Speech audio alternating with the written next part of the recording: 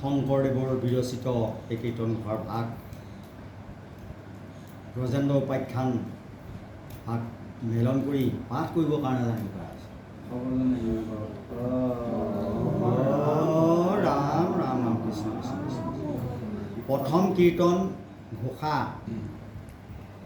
ৰাম ৰাম ৰাম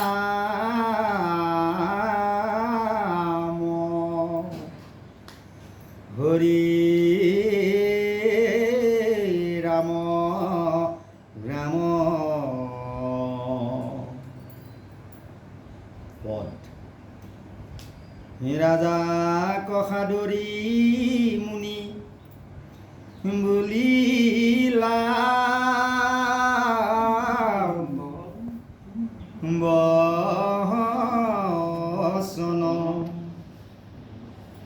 শুনা পৰীক্ষিত পাণ্ডু কুলৰ নন্দন হে ৰামে পৰম মধুৰ মাধ বৰ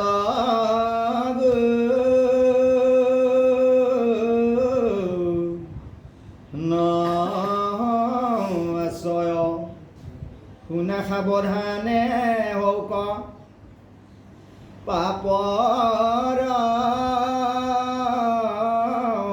প্ৰলয়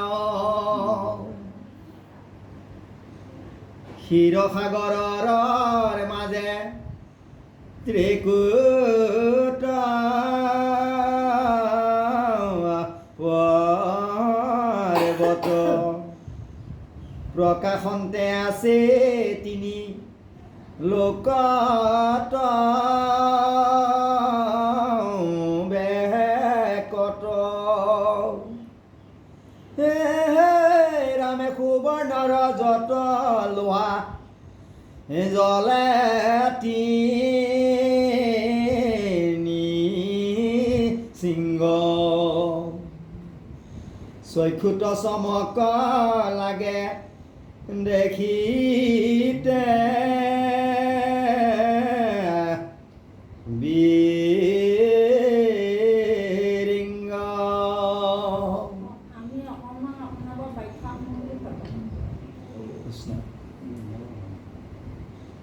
গতিকে শুকমুনিয়ে কথাষাৰ কৈ আছে ৰজা পৰীক্ষিত, তুমি পাণ্ডু বংশৰ পুত্ৰ হে ৰাজা পৰীক্ষিত,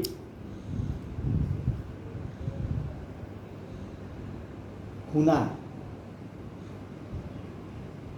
প্ৰভু ভগৱন্ত পুৰুষৰ যি গুণ কীৰ্তন হৈছে পৰম মধুৰ, তেনে মধুৰ বচন মধুৰ কথা গুণ শুনিলে আমাৰ মনুষ্যাত্মাৰ আত্মা পবিত্ৰ হয়।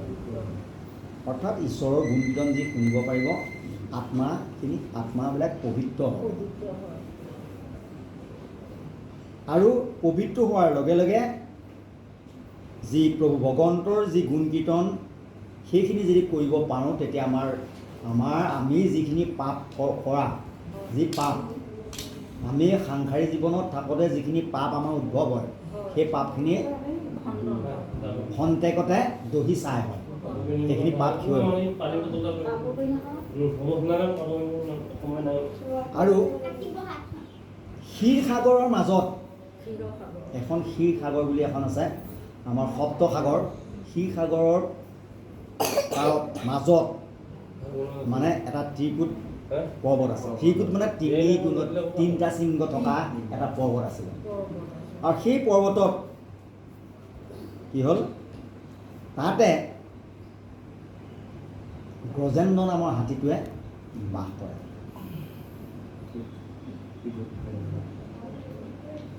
কৈ যাব এতিয়া কৃষ্ণ হে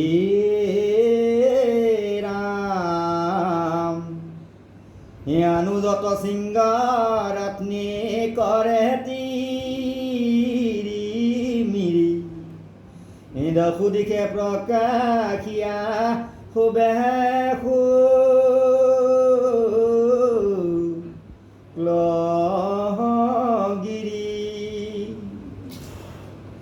অযুত যোজন জুৰি জলগি বৰ উচিত দেখিয়া 10,000 প্ৰহৰ। সেই ত্ৰিকুট পৰ্বতৰ কথা বৰ্ণনা কৰিছে। 3টা শৃংগ আছে তাৰমানে। উচিত তাত মানে কোটি যোজন, 1000 যোজনত মানে পৰ্বতটোৰ পৰা একদম পোহৰ মানে বিৰাজমান হৈ থাকে শৃংগটো। 3টা শৃংগ, সেইকাৰণে ত্ৰিকুট পৰ্বত বুলি কৈছে। তাত সোণ, ৰূপ,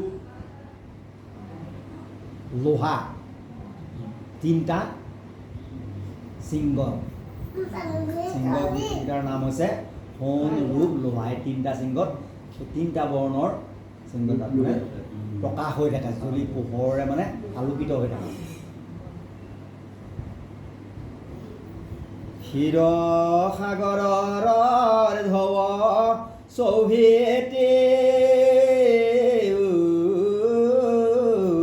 উঠলে, পখালে পৰ্বত সুখী তলহগন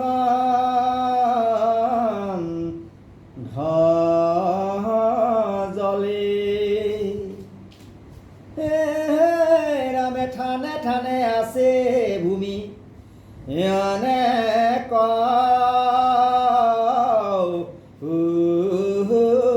দান ফুলে জক